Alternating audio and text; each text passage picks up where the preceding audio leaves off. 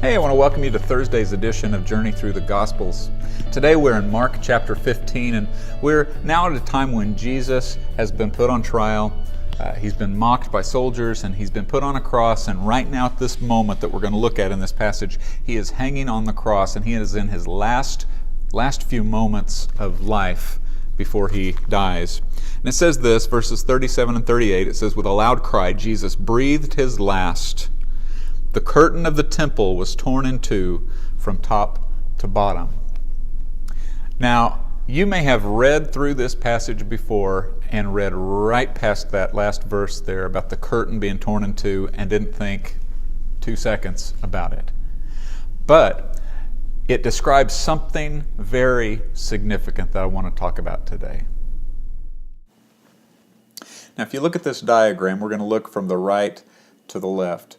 And on the right, you'll see an area called the outer court. And that was outside, and there was the altar of burnt offerings where they would sacrifice animals on that altar. Then there's the laver, which was a pool of water which they would use to clean up.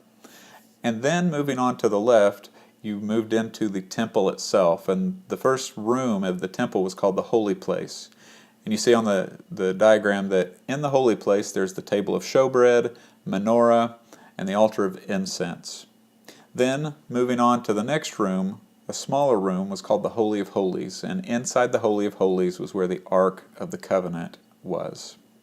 Now, any priest could go into the holy place, part of the temple, and they did. They went in there to make sure that the candles remained lit on the menorah, and they would make sure that there was fresh bread on the table of showbread, and so they would make sure that the incense continued to burn in there.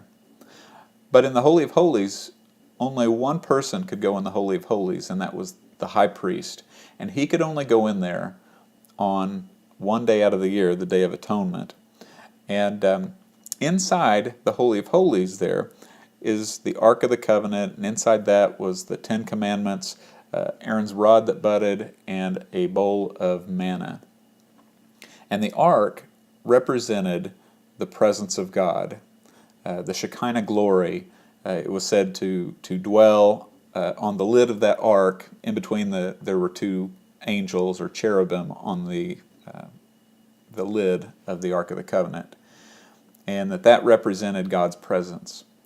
And so every year the high priest, one day, he could go into the presence of the Lord.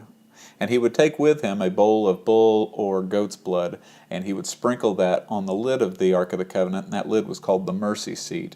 And he would sprinkle that blood on there for the sins of Israel.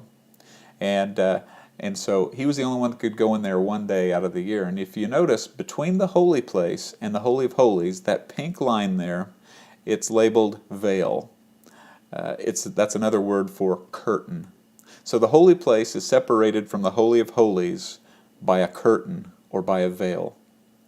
Now when Jesus died on the cross, it says that curtain, that veil, was torn. Now what's the big deal about that? That symbolized that now not only could the high priest enter into where the presence of the Lord is, but now anyone could enter in to where the presence of the Lord is. And that's symbolic of now we are able to enter in to the presence of the Lord. Not just the high priest, but all of us. That's you and that's me. And that's why the writer of Hebrews can say this. "So let us come boldly to the throne of our gracious God. There we will receive His mercy, and we will find grace to help us when we need it most."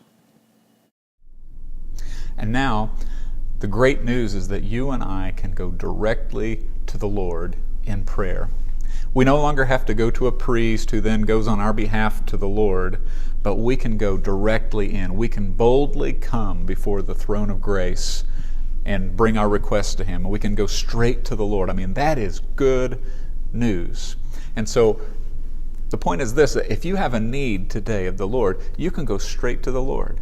Because Jesus went to the cross, just start going to the Lord. Just start praying to the Lord. Let Him know your need. Tell Him your need and be willing to go there with boldness. He wants us to do that because Jesus paid for you to be able to do that. And that's great news. That's going to do it for today. Tomorrow we're going to finish up the Gospel of Mark with Mark chapter 16, the last chapter. And I hope you have a great day, and I will see you tomorrow.